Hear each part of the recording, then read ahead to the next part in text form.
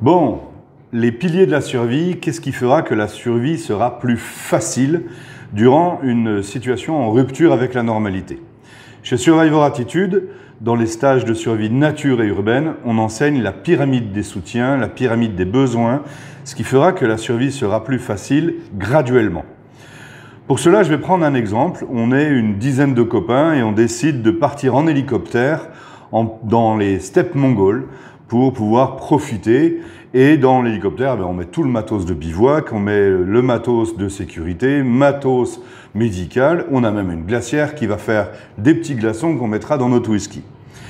Eh bien, on part comme ça. Et puis, durant la route, à un moment, pas de moteur. Posée d'urgence, ça fume un peu, mais on a réussi à tous s'en sortir. Mais on va vivre une situation en rupture avec la normalité de ce qu'on avait prévu, c'est-à-dire passer un bon moment, faire un trek dans les steppes mongoles. Eh bien, qu'est-ce qui va faire qu'on va pouvoir se dire « on est zen, tout va bien ». Eh bien, c'est le matériel. Qu'on le veuille ou non, ce qui va faire que la survie sera beaucoup plus facile, c'est d'avoir du matos. Si vous avez tout ce qu'il faut pour dormir, manger, boire, passer un bon moment entre copains, on a même la musique, eh bien ça va faire que la survie sera plus facile, ça sera même plus de la survie, ça sera encore, malgré tout, un bon moment. Bon, le postulat change, l'hélicoptère a brûlé, on a réussi à s'en sortir in extremis. Qu'est-ce qui va faire que, malgré tout, la survie sera facile? Eh bien, ce sera d'être en groupe. D'être en groupe va permettre quoi? D'économiser de l'énergie, de pouvoir donc récupérer plus facilement, de pouvoir aussi dispatcher les tâches parce qu'on est en groupe. On va prendre 2 personnes, toujours en binôme, c'est ce qu'on enseigne en stage, jamais seul, toujours en binôme pour aller chercher du bois, trouver de l'eau, faire des abris. En somme, arriver à pallier à tous les besoins du corps parce que la survie, c'est quand même prolonger la vie du corps, pas du matériel, du corps. Donc, tout ce qui va faire que notre corps va pouvoir survivre, eh bien, on va dispatcher les tâches et ce sera beaucoup plus facile. Bon, vous êtes le seul rescapé. Il n'y a plus que vous. L'hélicoptère a brûlé, vos potes sont tous morts à l'intérieur et il n'y a plus que vous. Qu'est-ce qui va faire que, malgré tout, vous arriverez à survivre facilement? Eh bien, c'est votre corps. Votre corps, vous devez pouvoir compter dessus. C'est très important de pouvoir compter sur votre corps, qu'il ne soit pas avec des kilos en trop, que vous fumiez, que vous buviez comme un goré. Il faut que votre corps, vous pensiez à l'entretenir, à faire des exercices physiques, à faire attention à ce que vous mangez, parce que Hippocrate disait que la nourriture doit être notre premier médicament. Ça va éviter justement à ce que lorsqu'on va en rupture avec la normalité, eh bien votre corps soit lui aussi en rupture. Mais le matériel, le groupe et le corps n'est rien sans 3 choses. 1, avoir du mental. Vous avez du matos, vous êtes en groupe, vous avez un corps parfait. Si vous n'avez pas le mental, vous allez vous écrouler. 2, avoir des connaissances. Si vous avez du matos, vous êtes en groupe, vous avez un corps parfait. Si vous n'avez pas de connaissances, si vous ne savez pas où est-ce qu'il va falloir poser votre bivouac, comment utiliser votre matos, vous allez être en rupture. 3, de la psychologie. C'est méga important d'avoir de la psychologie parce que si vous n'avez pas un petit peu de psychologie, même avec du matos, si vous êtes en rupture ou si vous avez un copain qui est en rupture psychologique ou qui est en état de détresse psychologique, vous ne saurez pas l'identifier. En groupe, si à un moment donné, il y a quelqu'un que vous ne connaissez pas particulièrement et que vous n'avez pas des bases de psychologie, vous ne saurez pas identifier si le gars est en train de vous raconter des bobards ou pas. Vous ne saurez pas si, en fin de compte, ce n'est pas plutôt un pervers, si ce n'est pas un voleur, si ce n'est pas un maniaque, si ce n'est pas un dépressif. Tout ça, si vous n'avez pas de psychologie, vous ne saurez pas l'identifier. Donc, le matos, le groupe, le corps, voici les 3 piliers de la survie. Voici les 3 piliers qui vous permettront de survivre facilement, de manière dégradée, évidemment. Évidemment que si vous avez du matos, vous vous en sortirez toujours le mieux. Évidemment que si vous êtes en groupe, ça ira quand même. Évidemment que si votre corps est en bon état physique et que vous l'entretenez physiquement, ça ira mieux. Donc, ces 3 points ne sont rien sans 3 autres points que je répète, le mental, les connaissances et la psychologie. Donc le corps est central, d'autant qu'en survie, ce qu'on cherche à faire survivre, c'est le corps, c'est pas votre matériel. Et donc pour ça, le corps, lui aussi, a trois piliers qui fera que la vie pourra se prolonger. 1, l'exercice physique. 2, le mental, dans l'idée de développement personnel et de culture de votre mental. 3, la nutrition. Donc, je vais développer point par point ces trois piliers également. Le premier pilier qui est le corps dans l'exercice physique. L'exercice physique, ce qu'il faut comprendre en premier lieu, c'est qu'il est important à partir du moment où vous respectez votre corps, que vous fassiez de l'haltère, de la calisthénie, du poids de corps, de la sangle, de l'élastique ou quoi que ce soit, c'est important de respecter votre corps, d'écouter la douleur et de ne pas aller la chercher. Dès que vous commencez à avoir une douleur, immédiatement s'arrêter, c'est très important parce que sinon vous ne pourrez plus faire d'exercice physique. Ce qu'on cherche, c'est la durée. Ce qu'on cherche, c'est survivre. On cherche à prolonger la vie. Donc on ne va pas chercher la rupture. On va chercher à y approcher parce que c'est le seul moyen pour que le corps puisse tirer des bénéfices avec l'exercice physique, c'est de toujours pousser, de jamais se mettre dans une zone de confort parce que sinon le corps va arrêter et vous n'aurez plus de bénéfices. Donc quand vous faites de l'haltère, quand vous faites du poids de corps, par exemple avec la calisthénie ou avec du TRX, personnellement, j'ai passé un brevet de coach en TRX pour comprendre vraiment comment ça fonctionnait et à quel point ça pouvait être intéressant. Et c'est très intéressant. Il y a un très bon livre, par exemple, aussi sur l'utilisation du poids de corps pour l'entretien physique, qui est l'entraînement du détenu. Je vous mettrai la référence de ce livre-là en description. Il est vraiment très très intéressant parce qu'il montre comment, avec peu de choses, on peut arriver à entretenir son corps. Quand vous faites de l'haltère, par exemple, personnellement, ce que je fais quand je vais travailler avec des haltères, je travaille des groupements de muscles parce que ça va permettre en même temps de travailler sur les articulations, sur le gainage, donc la musculation de l'articulation et c'est très important. Et pour ça, je pars du principe front ou back. C'est-à-dire que quand je vais travailler le front, je vais travailler un groupement de muscles avec des mouvements de groupement de muscles. Je vais travailler pec, front, épaule, biceps. Lever, je lève et je pousse. Là, je vais travailler trois muscles et plusieurs articulations en même temps.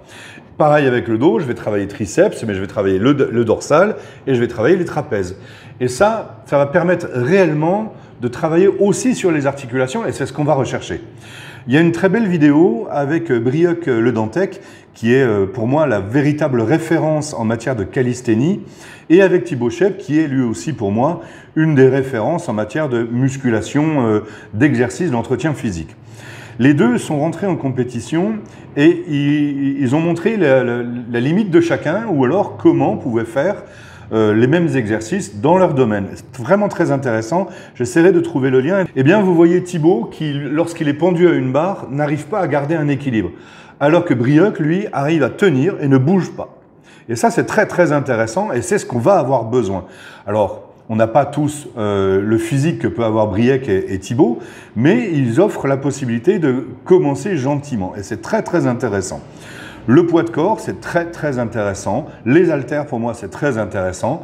Ça va vous permettre de rentrer tout doucement dans une logique d'entretien, de culture physique et de pouvoir, le moment venu, eh bien, tirer, pousser, accompagner votre famille, prendre des sacs, aller chercher du bois ou je ne sais quoi d'autre.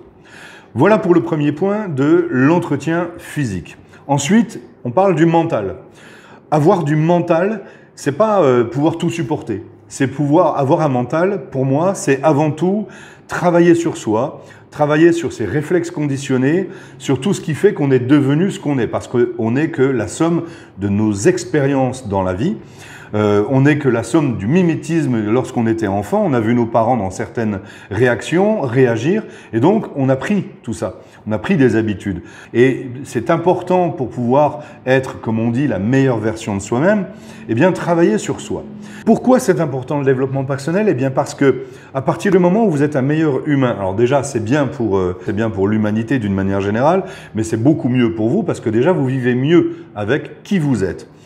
Mais surtout, en situation de crise, à partir du moment où vous aurez déblayé le terrain, à partir du moment où vous serez plus en accord, plus raccord avec votre volonté, avec votre émotionnel, que vous serez donc moins touché avec l'émotionnel, et pendant une situation en rupture avec la normalité, ça va vous aider à mieux la vivre. Ça va aussi vous aider à mieux identifier ce qui est vous, de ce qui n'est pas vous, de ce qui doit vous toucher, de ce qui ne doit pas vous toucher, quand ça s'adresse à vous, quand on vous attaque personnellement et quand on ne vous attaque pas personnellement. Ça, c'est important pendant la situation en rupture avec la normalité. Mais c'est aussi important dans le après la situation en rupture avec la normalité. Parce que ça va vous permettre de mieux récupérer votre mental, mieux récupérer votre émotionnel et surtout, outre ces 3 points, de mieux accompagner ceux qui seront avec vous pendant la rupture avec la normalité. Et ça, c'est capital, surtout s'il s'agit de vos enfants. À partir du moment où votre émotionnel est mieux géré, à partir du moment où vous avez travaillé sur votre développement personnel, eh bien, votre mental sera affûté. Il y a un véritable distinguo entre motivation et mental. La motivation, c'est ce qui va faire que vous allez vouloir réaliser un certain nombre de choses. Et votre mental est là pour vous le rappeler. C'est vraiment 2 choses différentes, motivation et mental. Le mental, c'est le chien de garde de votre motivation. C'est le chien de garde qui va vous dire « ne lâche rien, tu fais tout ça pour eux ». Donc voilà, en ce qui concerne le corps, le mental. Maintenant, la nutrition. Faire attention à son corps, c'est aussi ça. C'est aussi comme pour les exercices physiques, ne pas aller dans l'excès. Il y a un très bon livre du docteur Delabosse qui a créé la chrononutrition. Lui, il explique, et c'est quelque chose que j'ai mis en pratique depuis 2 ans, que notre corps a des besoins à certaines périodes de la journée. Au déjeuner, j'arrête de jeûner, déjeuner, il part du principe qu'il a jeûné toute la nuit, ce qui est vrai. Et donc, il faut prendre un peu d'énergie jusqu'à midi. Cette énergie, comme on ne va pas avoir une grosse dépense énergétique, il n'y a pas besoin de manger des steaks et autre chose. Tout comme le sucre, pour lui, le sucre, il n'y a pas à en donner et on n'en donne que lorsqu'on a des coups de mou. Le sucre sert à ça, on le sait, on prend un petit coup de sucre quand on a une petite baisse de tension, quand ça va pas bien, on se met du sucre et on repart. Donc, pour lui, c'est œuf, fromage, café et un petit bout de baguette traditionnelle. Le matin, ça suffit largement. Évidemment, calculé en fonction de son poids. Et là aussi, je vous mettrai dans la description quelques titres que moi j'ai achetés comme livres qui sont vraiment très intéressants. Et d'ailleurs, je parle de la chrononutrition dans mon livre Alerte chaos imminent. Donc, la chrononutrition, lui, le matin, il dit fromage ou œuf, un café, un thé, peu importe. Pas de jus d'orange, pas de jus, rien du tout. Une baguette et on attend midi. En gros, on a 4 heures à attendre pour manger.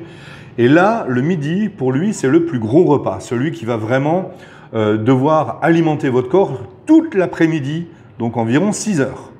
Donc, à midi, lui, il préconise de la viande rouge. Pareil, en termes de quantité, il l'explique dans son livre.